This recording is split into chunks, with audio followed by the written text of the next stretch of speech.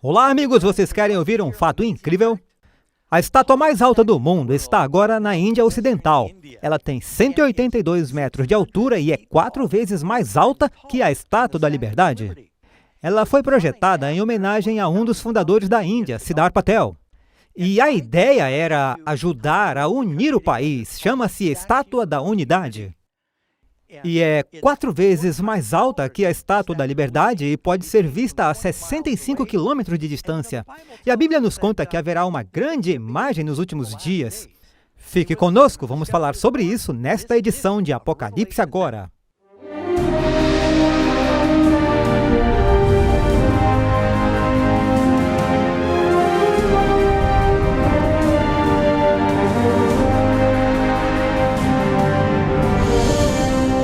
Então, esse é o nosso título, Curvando-se a Besta, para o estudo de hoje. Vamos à Bíblia e, como sempre, achamos que é uma boa ideia olhar para as histórias da Bíblia para entender quais são as teologias e ensinamentos. A história que vamos considerar se encontra no livro de Daniel. E alguns de vocês lembram quando estudamos Daniel capítulo 2, e Daniel estava interpretando o sonho para o rei Nabucodonosor, desta alta imagem que delineava os grandes impérios do mundo, desde o tempo de Daniel até o Senhor retornar e estabelecer seu reino. E ele disse que a cabeça de ouro representava o rei Nabucodonosor. Mas o rei não gostou muito quando Daniel continuou com a interpretação e falou sobre os braços de pedra, e ele disse: "Depois de ti se levantará outro reino." E Nabucodonosor gostou de ser a cabeça de ouro, mas não gostou da ideia de que seu reino não duraria.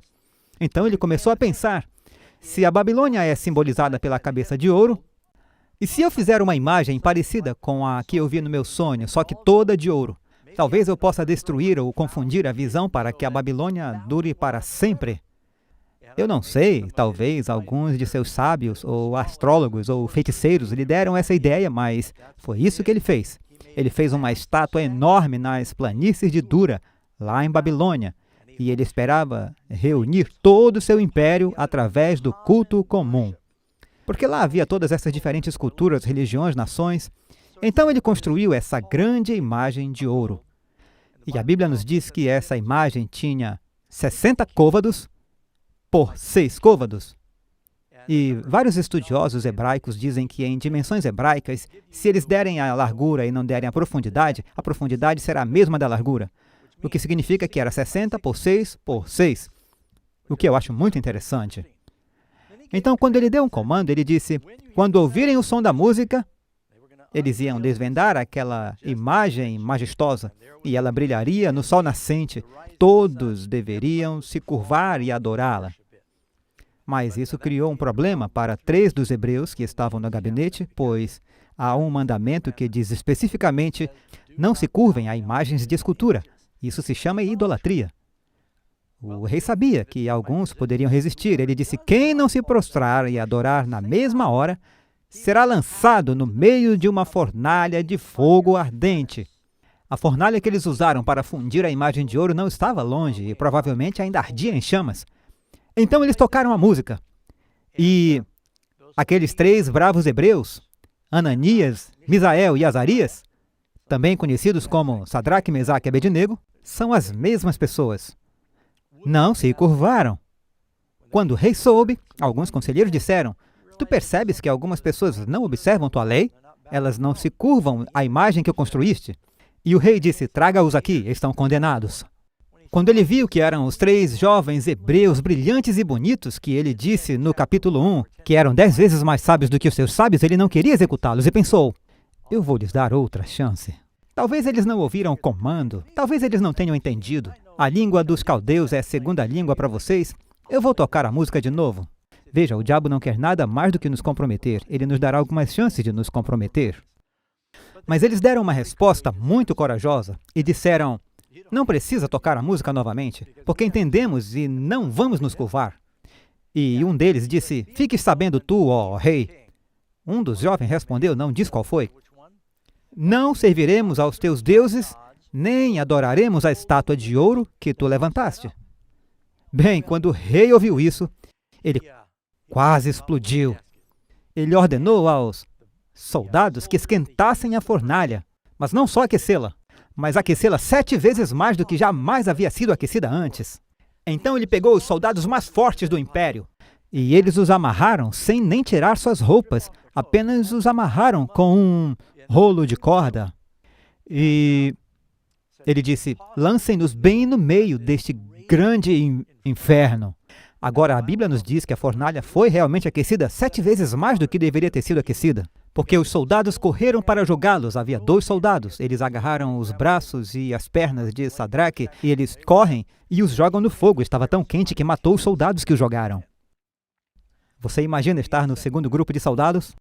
Nabucodonosor disse, o próximo. E eles, esse era um trabalho difícil. Mas eles obedeceram, rei. Eles correram para jogá-los e caíram no meio da fornalha, mas os soldados morreram no processo.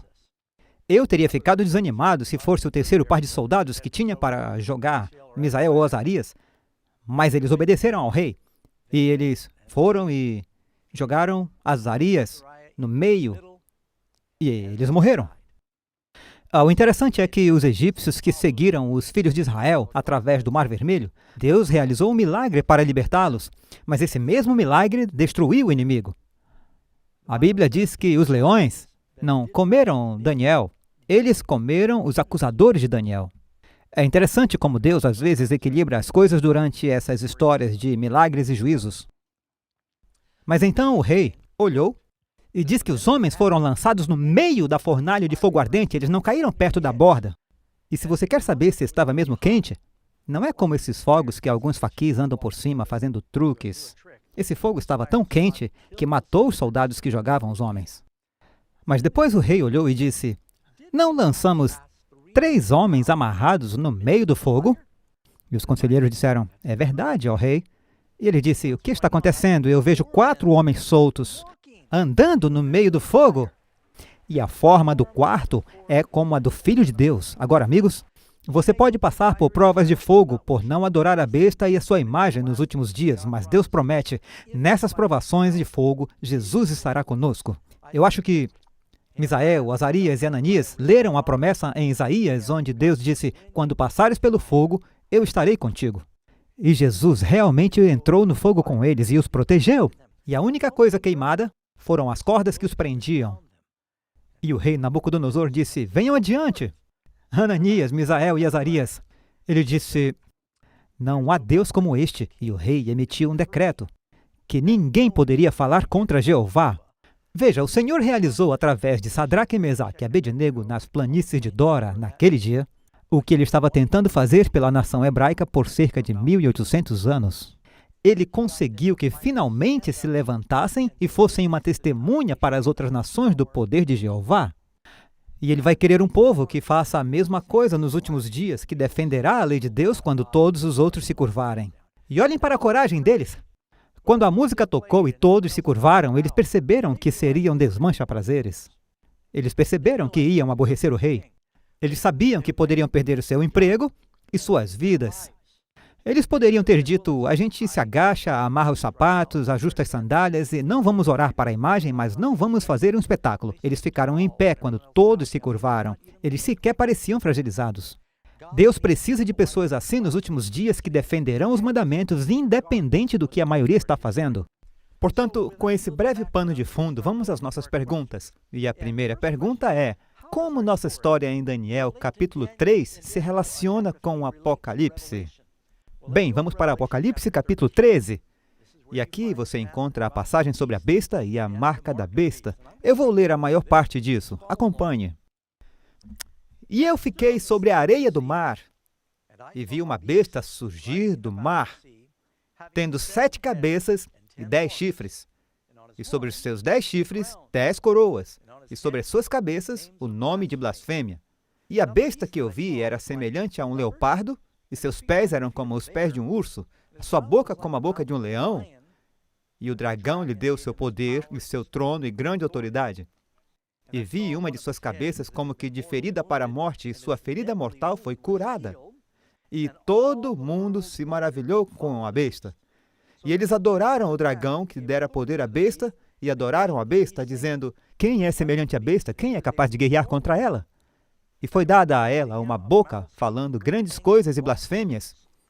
E poder foi dado a ela para continuar por 42 meses. Isso corresponde a um período. E ela abriu a boca em blasfêmia contra Deus para blasfemar o seu nome, o seu tabernáculo e os que habitam no céu. Foi-lhe permitido guerrear contra os santos e de vencê-los. E foi-lhe dado poder sobre todas as famílias, línguas e nações.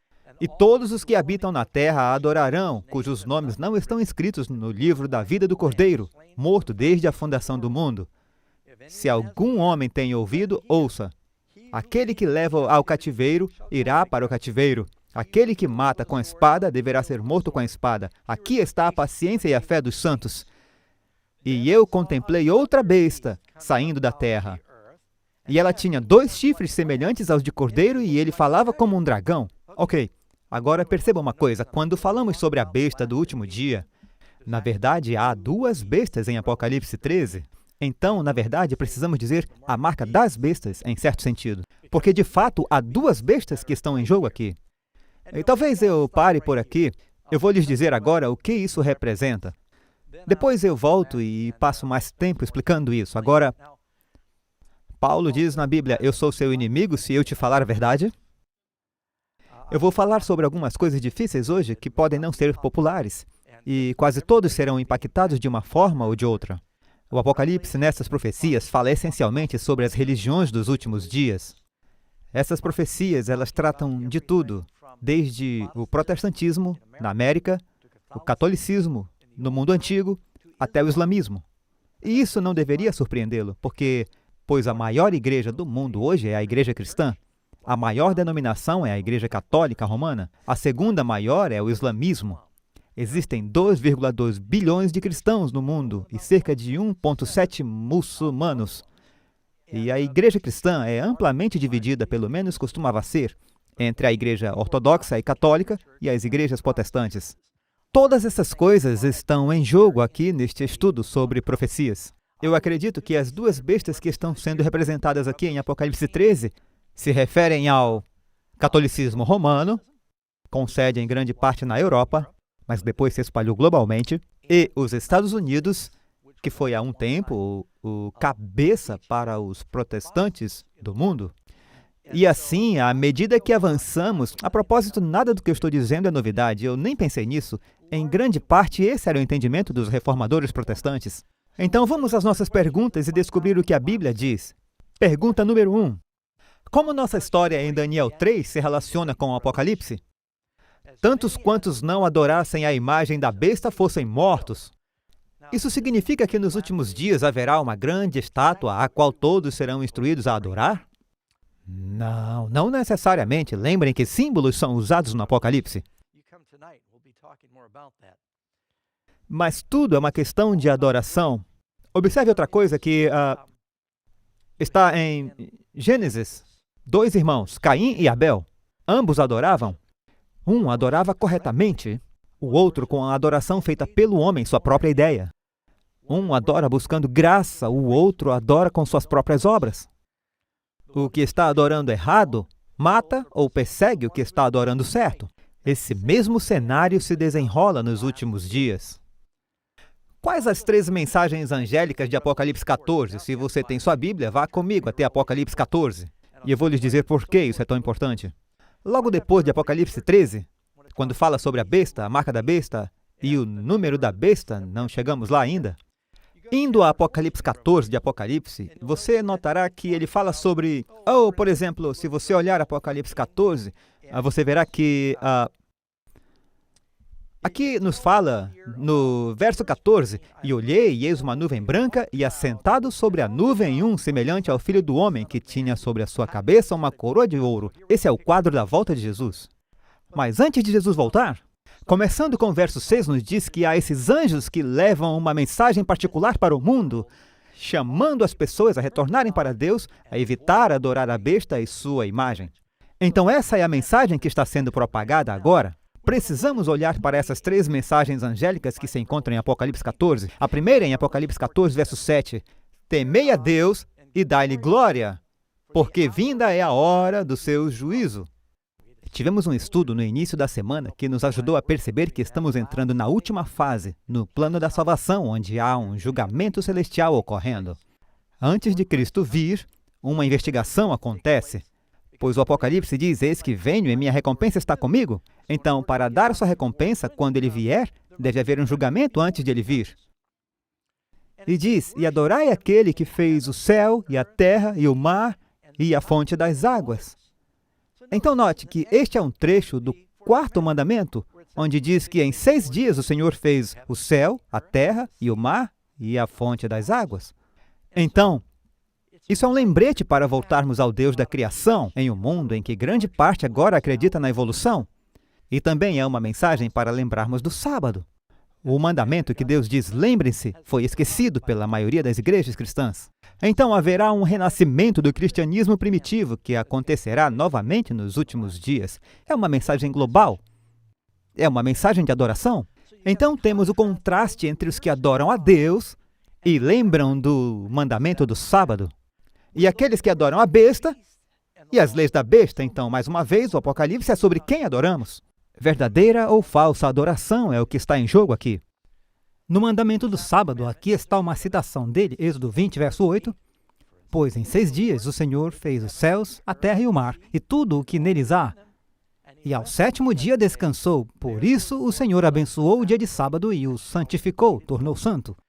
Haverá um retorno entre o povo de Deus para reconhecer e respeitar as coisas que Deus declarou serem santas. Então, agora nós vamos para a nossa mensagem do 2º anjo. Aqui diz: e outro anjo seguiu dizendo: caiu, caiu, Babilônia, aquela grande cidade, que a todas as nações deu a beber do vinho da ira da sua fornicação. Eu estava no estúdio no dia em que tiramos a foto dessa modelo. Vestimos uma modelo como a Babilônia, a prostituta que você vê em Apocalipse 17. E eu me senti muito mal. Ela era uma boa menina cristã e tivemos que vesti-la dessa maneira para obter as fotos. Mas retrata o que você vê em Apocalipse 17. Babilônia, a mãe das prostitutas. É tipo o conglomerado das religiões falsificadas que você vê nos últimos dias. Falaremos mais sobre isso. Temos uma lição do capítulo 17 de Apocalipse. Então é um aviso sobre Babilônia, essa religião falsificada, e o povo de Deus está sendo chamado para fora da Babilônia. E então a mensagem do 3º anjo: se alguém adorar a besta e a sua imagem, e receber a marca na testa ou na mão, o mesmo beberá do vinho da ira de Deus, que é derramado sem cálice, derramado sem mistura, no cálice de sua indignação. É a maldição mais terrível da Bíblia. Aqui está no capítulo 14, que vem sobre aqueles que adoram a besta e a sua imagem e recebem sua marca. Então precisamos saber o que são essas coisas, amigos, porque Deus está nos dizendo que haverá um grande engano nos últimos dias e tudo vai parecer que a adoração é mesmo para Cristo, mas será uma adoração falsificada.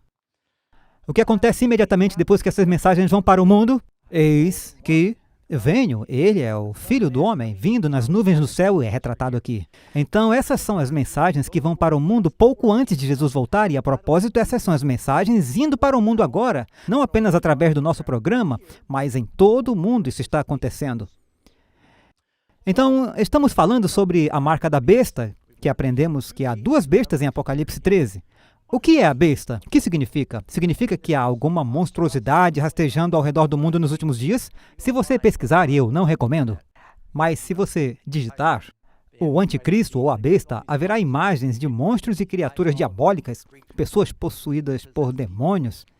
E não é nada disso. Vamos deixar a Bíblia se explicar. O que é a besta? Vamos para Daniel 7. O Apocalipse, falando sobre a besta, é tirando de onde Daniel usou as bestas para falar sobre nações. Daniel 7,17, esses grandes animais que são 4 reis, ou reinos. O 4º animal será o 4º reino sobre a terra. Então, o que a besta representa? Falamos sobre isso antes. Se você disser águia, de que país você está falando? Dos Estados Unidos. Se você disser dragão, você pensa em quê? China? Então, ainda fazemos isso hoje. O urso é Ruskis, da Rússia. Você vê em Daniel 8:20, aquele carneiro que viste tem 2 chifres, são os reis da Média e da Pérsia. Um era Medo-Pérsia, o outro chifre um pouco menor. O menor era a Média, a maior era a Pérsia.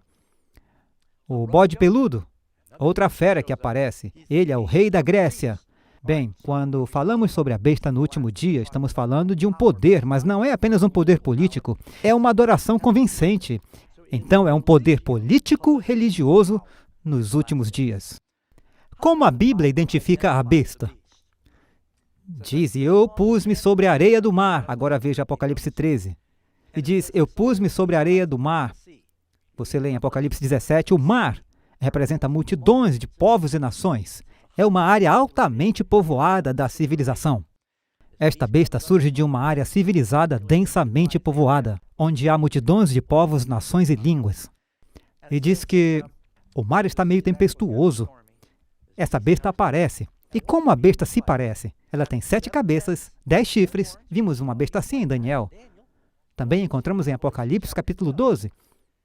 E 10 coroas sobre suas cabeças. O Império Romano. Divididos em 10 reinos que foram governados por reis no início. Eles não são mais governados por reis, a maioria não. E com nomes de blasfêmia. Um Deus muito blasfemador. Agora, a besta que eu vi era como um leopardo, veja isso. Essa besta agora é um composto de Daniel 7. Daniel 7 diz, há um leão, um urso, um leopardo, e depois essa besta estranha, indescritível. Aqui diz... e a besta que eu vi era semelhante ao leopardo, e os seus pés como os de urso, e a sua boca como a de leão, e o dragão deu-lhe o seu poder, e o seu trono e grande autoridade. Alguém disse, em Daniel tem leão, urso, leopardo, Roma. E essa fera está olhando para o outro lado. Tem a fera, e depois o leopardo, depois tem o urso, o leão. Por que isso? Bem, é porque João, quando teve a visão, ele estava olhando para os reinos. Quando Daniel teve a visão, ele estava olhando para frente. Então, historicamente, está na ordem exata em que o profeta estava vendo. Portanto, fica claro nesses reinos que Babilônia era o leão, Medo-Persa era o urso, o leopardo de 4 cabeças era Alexandre, que morreu e ficaram 4 generais. Desse modo, isso nos fornece 8 critérios aqui, que são dadas nessa passagem, que identificam marcas que ajudam a descobrir a besta. Se eu dissesse, certo, você tem que criar uma senha para o seu computador e você só pode escolher um dígito. Quantas opções você tem? Se é um número, você tem 10 opções, do 0 ao 9. Um dígito, certo? Se eu disser pode usar 2 dígitos, aí aumenta bastante as diferentes opções, até 100. Quer dizer, 99. 3 dígitos, há bem mais opções. Quando chegamos a 8 dígitos, será muito difícil eu adivinhar a sua senha. Vamos encontrar 8 critérios, onde todos se alinham e nos ajudam a identificar, sem dúvida, qual é a besta que está sendo falada nessas profecias. Agora, aqui diz, deixe-me voltar, diz que sobe do mar. O poder e o assento vêm do dragão, que era Roma, governando o mundo. Naquela época, o diabo governava através de Roma. Uma potência mundial, é uma potência global, é culpado de blasfêmia, governa por 42 meses, isso nos dá um período de tempo. Então é ferida de morte, mas a ferida mortal é curada e ela volta. Persegue os santos de Deus, é um poder perseguidor. Daí vem um número misterioso para ajudar a identificá-lo. Esse número é o qual? 666, certo? Tudo bem, agora deixe-me dizer, o que eu estou compartilhando com você não é original. Todos os reformadores protestantes, e eu vou repetir isso mais tarde porque nem todo mundo vê todos os programas. Martinho Lutero, João Calvino, John Wesley, Charles Spurgeon, Zwingli, Mallinckrodt, Tyndale, Whitefield, Kramer. Podemos nomear vários dos grandes protestantes reformadores. A propósito, a maioria deles eram padres católicos que estavam tentando reformar a igreja. Ouçam o que eles disseram. Martinho Lutero era um padre católico. Ele disse, temos que reformar a igreja. E lendo a Bíblia, ele disse, oh. Ele disse, nossa igreja é a besta. As epístolas de Paulo, Pedro, Judas. Este reino do anticristo, predito e descrito na Bíblia, era o papado. Estes são ensinamentos de Martinho Lutero da história da Reforma. Aqui tem uma de Calvino. Ele era um grande líder presbiteriano. A maioria dos batistas são calvinistas. O que ele ensinou? Algumas pessoas acham muito severo e sensível chamarmos o pontífice romano, quer dizer, o Papa, de anticristo. A propósito, Calvino era um padre católico que acabou reformando ou protestando contra o que estava acontecendo. Mas os que são dessa opinião não consideram que trazem a mesma acusação de presunção contra o próprio Paulo. Depois de que falamos, cuja linguagem adotamos, mostrarei brevemente que palavras de Paulo em 2 Tessalonicenses 2 não são capazes de qualquer outra interpretação além daquela que as aplica ao papado. Então, todos eles ensinaram isso. Você não ouve muito sobre isso agora porque é muito incorreto politicamente, mas isso é o que os reformadores ensinaram. E eu devo mencionar aqui, existem pessoas adoráveis em muitas diferentes igrejas. Eu vou falar sobre a profecia americana, sou um americano leal. Eu sou feliz com o privilégio de ser um membro desse país, mas eu vou falar sobre profecia americana e o futuro não é lisonjeiro. Eu fui para 2 escolas católicas diferentes, tenho muitos amigos católicos. Eu posso falar sobre o catolicismo, eu vou falar sobre o protestantismo. Sendo bem claro, existem boas pessoas que você vai encontrar no céu de todas essas igrejas diferentes, mas temos que dizer o que a Bíblia diz. Espero não ofender ninguém. Ok, pergunta número 5. Vamos olhar para os diferentes critérios agora, então tenha paciência comigo. Essa besta surge do mar. O que o mar ou a água simbolizam? Lemos lá em Apocalipse 17:15. As águas que vistes são povos e multidões e nações e línguas. O anjo nos diz o que o símbolo representa. O papado se levantou do meio de uma área densamente povoada. Sim, o Império Romano era o centro de todas as estradas que levavam a Roma naquela época. E era o centro dessa população e, comparado com a América do Norte e outros países, era muito densamente povoado. Era uma grande civilização. Número 6. Quem dá à besta seu poder na posição? Aqui diz, e o dragão deu-lhe o seu poder e o seu trono e grande poderio. Agora, eu quero que você entenda quem é o dragão aqui. Sabemos que é Satanás, mas ele operou por meio de um reino. Se você olhar no capítulo 12 de Apocalipse, diz, o dragão tenta devorar o filho varão, Jesus, assim que ele nasceu. Mas Deus o arrebatou a seu trono. Que nação o diabo usou para tentar destruir Jesus quando ele era um bebê? Herodes trabalhando pelo poder romano? Então, o que estamos falando é que o diabo trabalhava através de Roma. É aquele que semeia, que dá este assento, essa mesma posição ao papado. Bem, há uma razão pela qual é chamada de Igreja Católica Romana, é porque cresceu aqui mesmo em Roma. Você já se perguntou como a liderança da igreja cristã foi de Jerusalém para Roma? Eles lutaram muitas cruzadas tentando recuperá-la, mas isso nunca funcionou. Mas há algo que foi feito muito deliberadamente. O dragão em Apocalipse 12 é o diabo trabalhando através da Roma pagã. Roma pagã é Roma governada por Césares, não é Roma sendo governada por papas. Então diz, o dragão, Roma pagã, dá a ele seu assento, poder e grande autoridade. Isso é exatamente o que aconteceu historicamente. Agora, observe a grande mudança que ocorreu. Por anos, o diabo tentou destruir o cristianismo através da perseguição. E temos, algumas das perseguições mais severas aconteceram durante o tempo de Nero, Diocleciano, muito intensas por 10 anos, de 303 a 313 depois de Cristo. Você já ouviu falar de leões sendo alimentados por cristãos no Coliseu? Eles foram queimados na fogueira, eles foram embrulhados em sacos de couro e alimentaram animais selvagens, e foi simplesmente terrível o que eles fizeram. Eles os colocaram nas minas, no norte da África, eles trabalhavam até a morte. Você pode visitar algumas dessas minas antigas no norte da África, onde os cristãos estavam sendo punidos por sua religião. E nas paredes das minas eles escreveram, vida, vida, vida, temos vida. Mesmo sendo perseguidos e martirizados, eles tinham vida. Olhando nas catatumbas por toda Roma, era uma religião ilegal. Eles chamavam de religio illicite, a religião proibida. E eram enterrados com a religião. Mas a igreja continuou crescendo. Quanto mais eles tentaram perseguir os cristãos, as pessoas viam esses cristãos no Coliseu morrendo com fé. Eles morriam com coragem, eles morriam cantando. Eles diziam, tem algo aí que a nossa religião não oferece. E a igreja explodiu.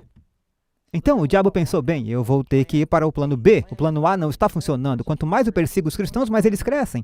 Cerca de 300 anos depois de Cristo, veio um imperador romano chamado Constantino, às vezes conhecido Constantino o Grande.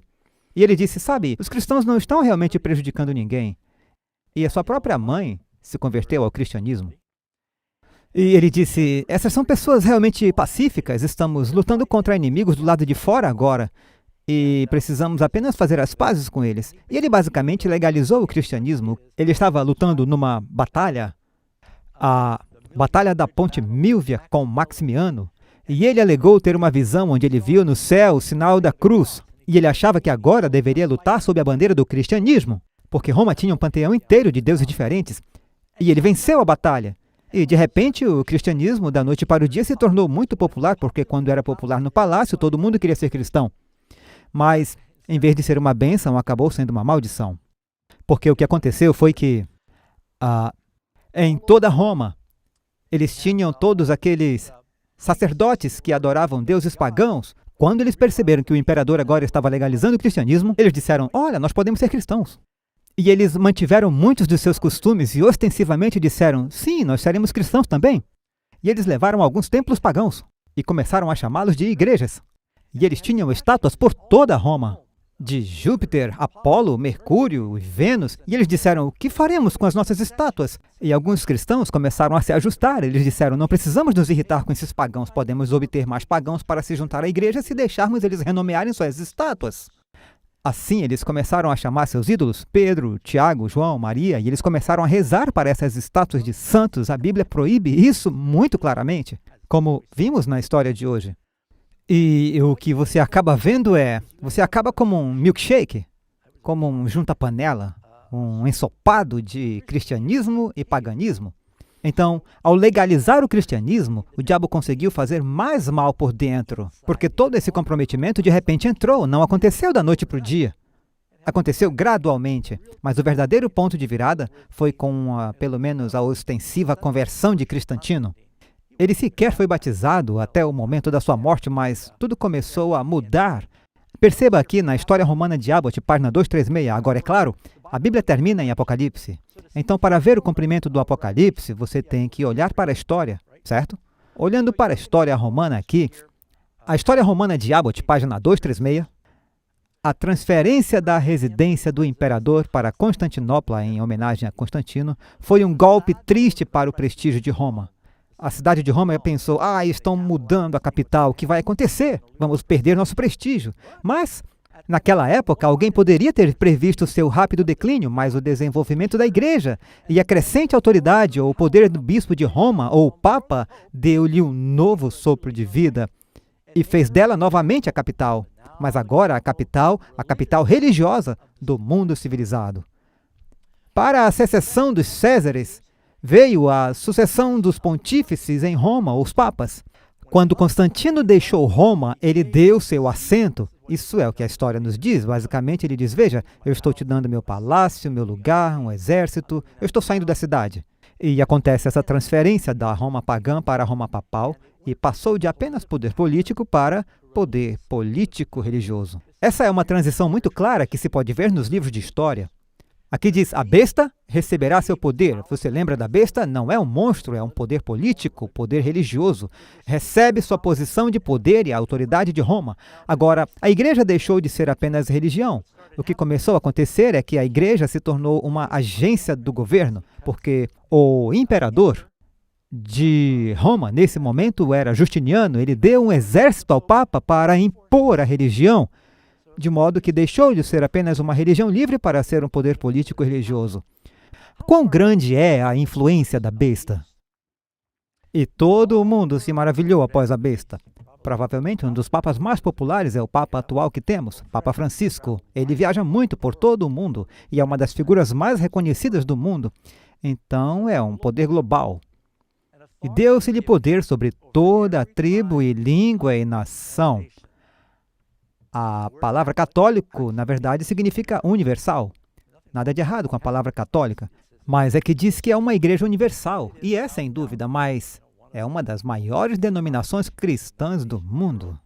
Eles têm apenas 5 níveis de estrutura, mas eles são capazes de gerenciar essa operação internacional. É uma das organizações mais ricas do mundo, porque os imóveis que eles possuem, a Igreja Católica, o Vaticano, na verdade, detém o título desses imóveis. E em todo o mundo, os padres e os jesuítas muitas vezes eram os pioneiros em novas civilizações. Eles tinham o melhor lugar da cidade, no meio da cidade.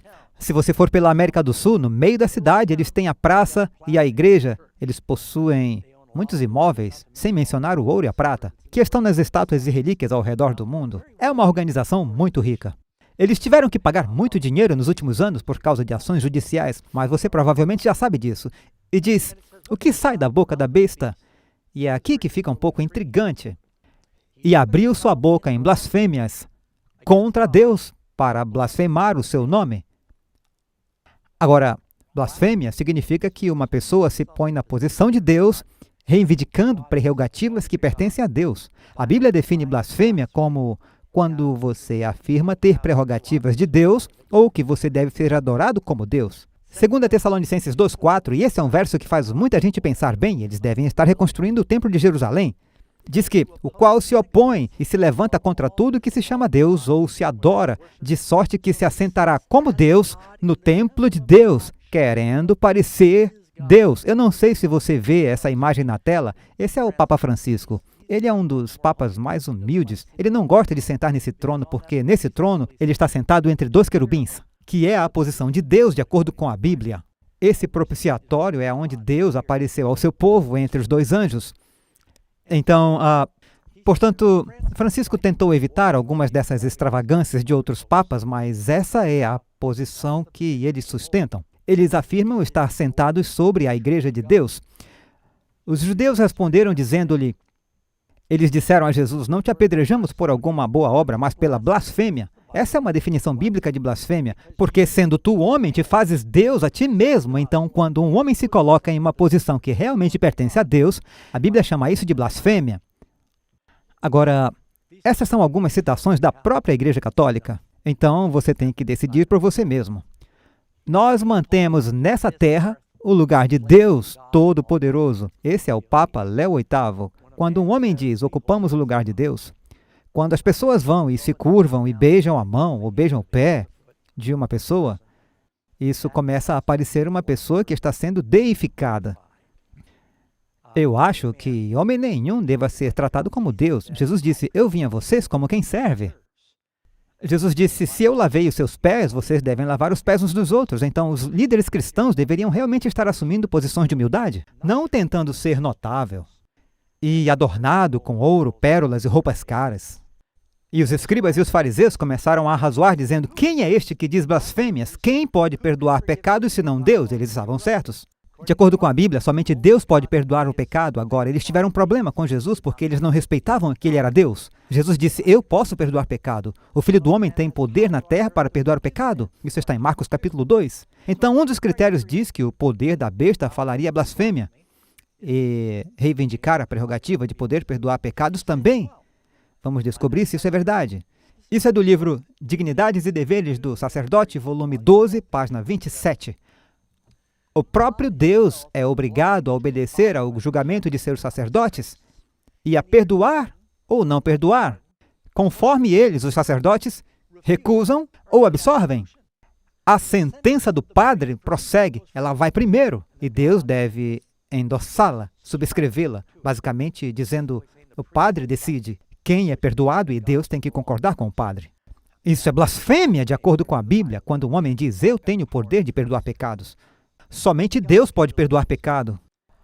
Por quanto tempo essa primeira besta regerá? Nos dá um período de tempo aqui. E deu-se-lhe poder para agir por 42 meses. Agora, aprendemos em um estudo anterior que em profecia um dia equivale a um ano. A supremacia legalmente reconhecida do Papa começou em 538, anote essa data, 538 d.C., quando entra em vigor um decreto do imperador Justiniano, fazendo o bispo de Roma dirigir sobre todas as igrejas. Vejam, foi um imperador romano quem tomou essa decisão, não Deus.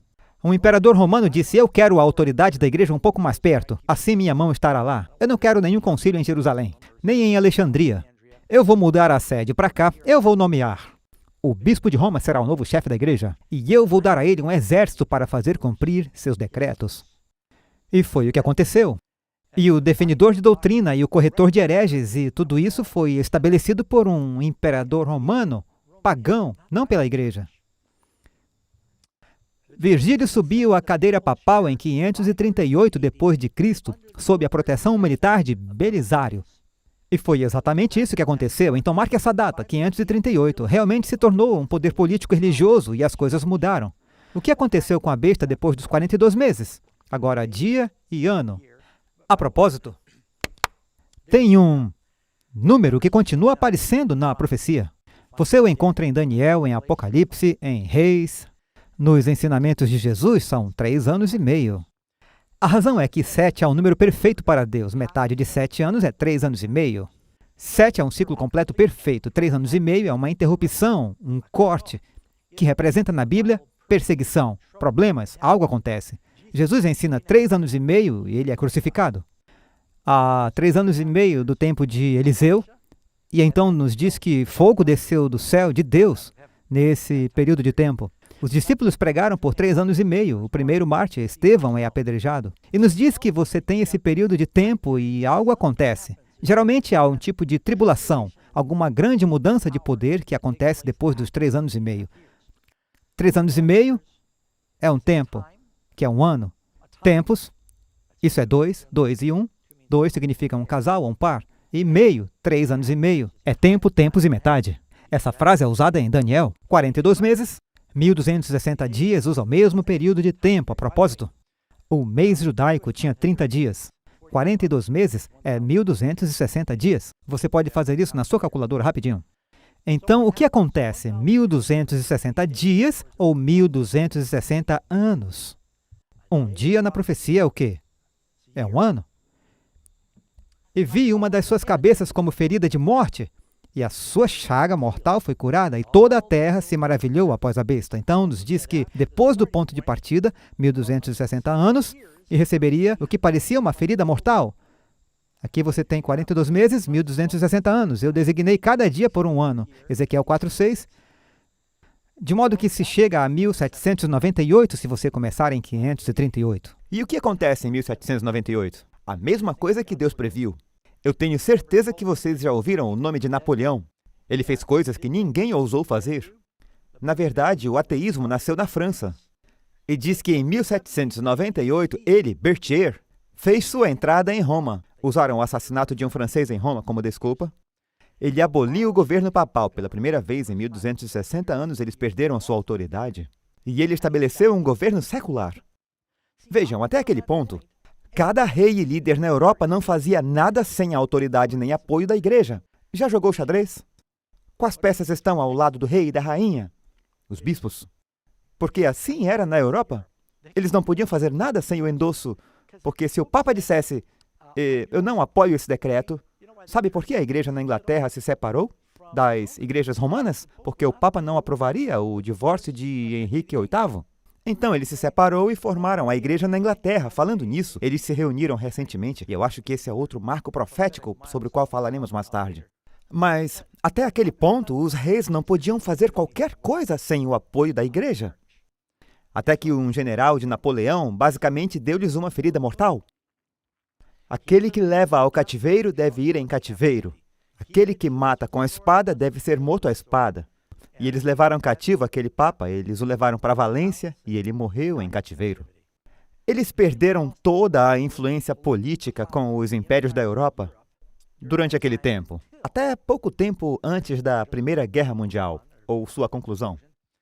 Aqui diz, a questão romana, nessa noite, virou coisa do passado. O Vaticano estava em paz com a Itália, e essa é a crônica de São Francisco, em 11 de fevereiro de 1929. Na afixação de autógrafos aos documentos memoráveis curando a ferida. Portanto, houve uma cura da ferida politicamente em 1929, mas agora ainda existe uma grande ferida. O Papa Francisco fala muitas vezes sobre a ferida de Cristo na divisão entre os protestantes e as igrejas católicas ortodoxas. E sabe o que está acontecendo agora? Francisco, mais do que qualquer outro papa, está comprometido em curar essa ferida e reunindo com as igrejas protestantes para que possamos compartilhar a comunhão. E isso é algo predito na profecia. Ele usa a própria linguagem, curando a ferida, curando a ferida. Essa é a linguagem da Bíblia.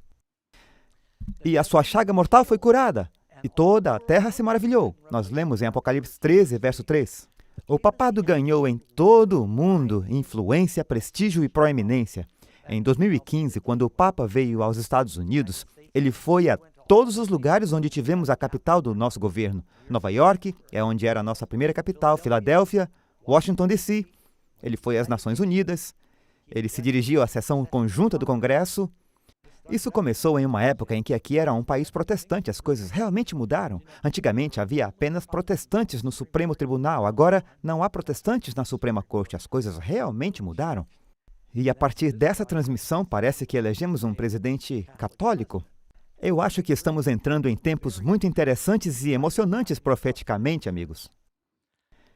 Assim, a besta é um governo ou um poder religioso? Bem, nos diz que é um poder político, assim como o poder religioso, e fizesse com que fossem mortos todos os que não adorassem a imagem da besta. Bem, é um poder religioso e um poder político. Você sabe que o menor país do mundo é o Vaticano? Eu falarei mais sobre isso, talvez na próxima apresentação. Tem apenas cerca de 1.000 pessoas, 109 acres, e ainda tem embaixadores que vão ao redor do mundo e eles deixam o Papa falar às Nações Unidas. Eles não vão deixar o Pastor Doug falar às Nações Unidas. E por que ele? Porque ele é um líder político? É apenas algo para lembrar. O que a besta faz aos santos? E foi-lhe permitido fazer guerra aos santos e vencê-los?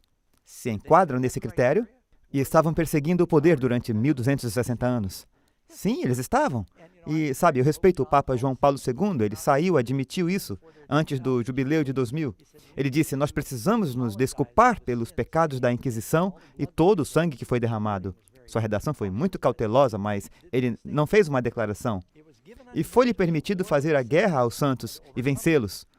Durante a Idade das Trevas, de 538 a 1798, mais sangue foi derramado em nome de Deus do que em qualquer outro momento da história. Eles estimam algo entre 30 e 50 milhões de pessoas morreram. Cristãos, judeus, por causa da Inquisição e das perseguições da Igreja. O historiador britânico Edward Leake escreveu que a Igreja de Roma derramou mais sangue inocente. A propósito, isso está na história da ascensão do espírito do racionalismo na Europa. Que a Igreja de Roma derramou mais sangue inocente do que qualquer outra instituição que já existiu entre a humanidade é inquestionável por qualquer protestante que tenha algum conhecimento competente de história. Karen e eu estivemos na Espanha alguns anos atrás.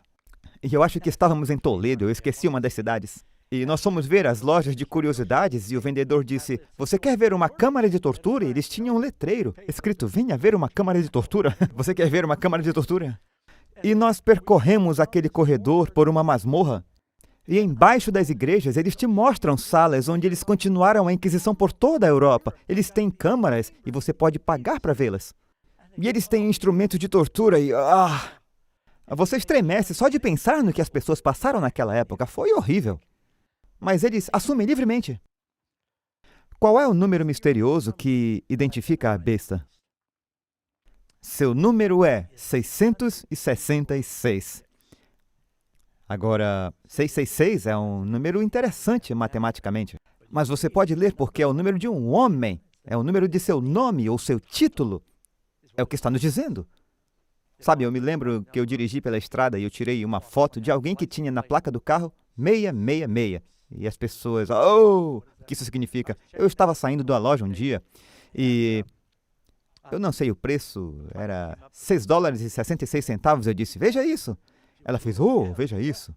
Eu disse, você sabe o que significa? Ela disse, não, mas isso não é bom. Isso é tudo que as pessoas sabem. E se alguém que você conhece vai para um evento público e eles recebem o ingresso 666, eles perguntam se eles podem ter outro número, porque eles acham que é um número ruim. O número em si é apenas um sequencial numérico, mas é um número que revela uma identidade. Me acompanhe. Veja o título, que é mantido pelo Papa. Esse é, na verdade, um livro escrito por João Paulo II. E tudo o que você precisa fazer é ir para a página 3. Confrontando com o Papa, deve-se fazer uma escolha. O líder da Igreja Católica é definido pela fé, como o vigário de Jesus Cristo, que significa um representante, e é aceito como tal pelos crentes. Ele é o representante de Jesus e é aceito como tal. Bem, Jesus disse que o representante é o Espírito Santo. O Papa é considerado o homem na terra que representa o Filho de Deus, que toma o lugar da segunda pessoa do Deus onipotente da Trindade. Você entendeu isso? Se você não percebeu na primeira vez em que eu fiz a citação, onde o Papa diz, ocupamos o lugar de Deus na terra, ele diz isso no livro. Nós ocupamos o lugar da segunda pessoa da divindade, Jesus Cristo, na terra. E isso é bem ousado. Agora, esse título é, por curiosidade, Filii Dei. Esse é o título oficial latino que significa vigário do Filho de Deus. Na Revista Católica, nosso visitante de domingo, 18 de abril de 1915, algumas pessoas dizem, essa revista não existe, eu tenho um microfilme dela. Quais são as letras na coroa do Papa e o que significam? As letras na coroa do Papa são estas, Vicarius Filii Dei, que vem do latim para vigário, filho de Deus. Há vários documentos, na verdade, dizendo que esse é o título oficial do Papa. Agora, acima da cabeça do sumo sacerdote, na Bíblia, ele tinha uma placa dourada, e nela está escrito, Santidade ao Senhor. É como era chamada. Mas muitos dos papas, eles tinham muitas mitras papais. Diferentes reinos deram de presente coroas e mitras aos papas. Vários deles costumavam ter uma plaquinha com o título. Mas alguém adicionou o que o título significa e eles começaram a usá-los. Se você não viu o Papa Francisco usar essa coroa. Aqui está o que esse título diz. Vicarius Filii Dei. Agora, você lembra dos seus dias na escola que os algarismos romanos são iguais aos números? E V é 5, I é 1 e assim por diante. E quando você adiciona o M, vira 1000. Você soma os algarismos romanos. A propósito, você quer ouvir um fato incrível sobre algarismos romanos? Os primeiros 6 algarismos romanos, quando você os soma, dá 666. Eu achei isso interessante. V é 5, I é 1, C, século, 100. Você soma, Vicarius dá 112, Filii dá 53, Dei dá 501. E voilá!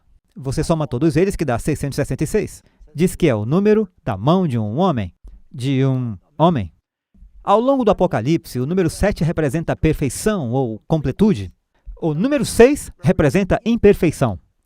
Foi a base para o sistema babilônico de cálculo. Um triplo 6, portanto, simboliza a tríplice união do erro, a união do dragão, da besta e do falso profeta. Além disso, tenha em mente, o homem foi feito no 6º dia. Deus fez o 7º dia para ser um dia para Deus, para o homem adorar a Deus. 666 é a religião feita pelo homem, a adoração do homem, a religião feita pelo homem. Bem no início da Bíblia, Deus diz o 7º dia, o 7º dia, o 7º dia. Está falando sobre a religião baseada em Deus, adorando o Criador, o qual Ele fez para lembrarmos que Ele é o Criador. Então temos o contraste de duas formas diferentes de adoração que estão surgindo aqui nos últimos dias. Pergunta 14. Quem vai cantar os louvores de Deus no céu? A Bíblia nos diz, e vi um como mar de vidro misturado com fogo, e também os que saíram vitoriosos da besta e da sua imagem, e do seu sinal e do número do seu nome. Podemos obter uma vitória sobre tudo isso, que estavam juntos ao mar de vidro e tinham as harpas de Deus.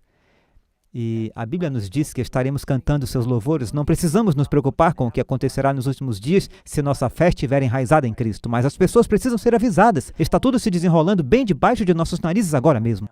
O diabo tem a maioria do mundo procurando uma falsa besta e a marca da besta. Eles estão esperando algum monstro, um computador, algum chip ser plantado sob a testa ou a mão, e elas têm todas essas falsas ideias. Todas estão olhando para esse lado, e ele está vindo por trás, enquanto eles estão lá. As pessoas precisam saber qual é o verdadeiro problema, quem você adora. E eu oro para que você tome a sua decisão de seguir Jesus. Não importa o quão difícil possa ser. Agora, amigos, talvez você tenha ouvido coisas difíceis nessa apresentação. Eu sei que temos muitos amigos católicos assistindo e protestantes, e você diz, uau, isso é forte. Por favor, apenas examine as evidências, eu só lhe falei uma parte. Então apenas ore para que o Espírito de Deus o guie. Eu quero orar por você agora. Pai do céu, estamos gratos que o Senhor nos ama. E o Senhor nos deu a sua palavra para ajudar a saber o que está por vir. E, Senhor, ficamos maravilhados ao ver o quão dramaticamente essas profecias foram cumpridas. Eu oro para que em nossas vidas todos nós estejamos determinados a segui-lo, adorá-lo primeiro, para não nos envolvermos na idolatria global que acontecerá nos últimos dias. Na verdade, já está acontecendo agora.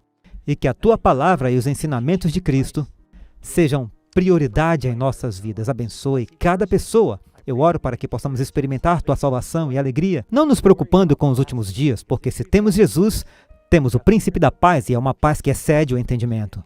Abençoa cada pessoa com essa experiência. Agradecemos e oramos em nome de Cristo. Amém.